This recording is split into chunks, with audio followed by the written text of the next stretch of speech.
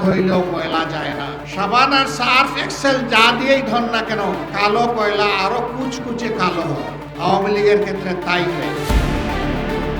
ত্রয়োদশ জাতীয় সংসদ নির্বাচন সামনে রেখে ভোটের সমীকরণ বদলাতে মরিয়া রাজনৈতিক দলগুলো। দীর্ঘদিনের রাজনৈতিক বৈরিতা ছাপিয়ে এবার ভোটের মাঠে নতুন বার্তা নিয়ে হাজির হলো বাংলাদেশ জামায়াতে ইসলামী। আওয়ামী লীগের ঘাঁটি হিসেবে পরিচিত গোপালগঞ্জে দাঁড়িয়ে জামায়াত আমির ডক্টর শফিকুর রহমানের ক্ষমা ঘোষণা ঘিরে রাজনৈতিক অঙ্গনে শুরু হয়েছে নতুন আলোচনা।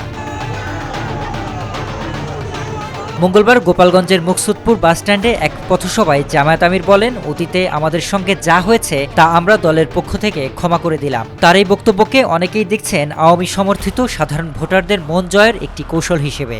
যুবকরা ঐক্যবদ্ধ হয়েছে পুরাতন এবং নতুন ফ্যাসিবাদের বিরুদ্ধে। রাজনৈতিক বিশ্লেষকদের মতে গোপালগঞ্জ যেহেতু আওয়ামী লীগের শক্ত ঘাঁটি, সেখানে এমন বক্তব্য নিছক আবেগে আহ্বান নয়, বরং এটি একটি হিসাবী রাজনৈতিক বার্তা। জামায়াত নেতৃত্ব বোঝাতে চাচ্ছে তারা প্রতিশোধের রাজনীতি নয়, বরং আপোষ, ক্ষমা ও নতুন শুরুর রাজনীতিতে বিশ্বাসী।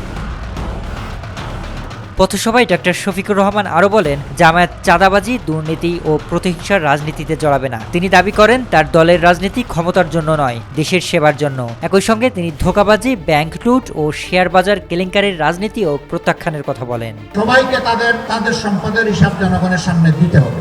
5 বছরে একবার নয়, প্রতি বছর কমপক্ষে একবার।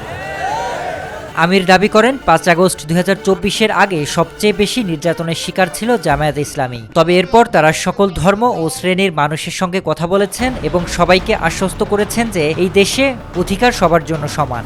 আর পিছনের দিকে পড়ে আমরা কামড়াকামড়ি করতে চাই না। পিছনের দিকে একটা প্রাণী দৌড়ায়, ওর নাম চিংড়ি মাছ। আমরা কি চিংড়ি মাছ নাকি যে পিছনের দিকে যাব? আমরা দৌড়াবো সিংহের মতো সামনের দিকে ইনশাআল্লাহ।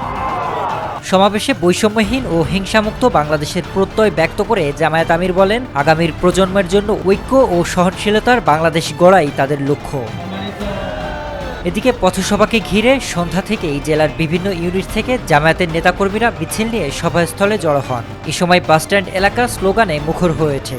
সব মিলিয়ে আওয়ামী অধ্যুষিত এলাকায় ক্ষমা ও আপোষের রাজনীতির এই বার্তা জামায়াতের নির্বাচনী কৌশলের নতুন দিক উন্মোচন করেছে। তবে ভোটাররা এটিকে কতটা গ্রহণ করেন সেটি এখন দেখার বিষয়।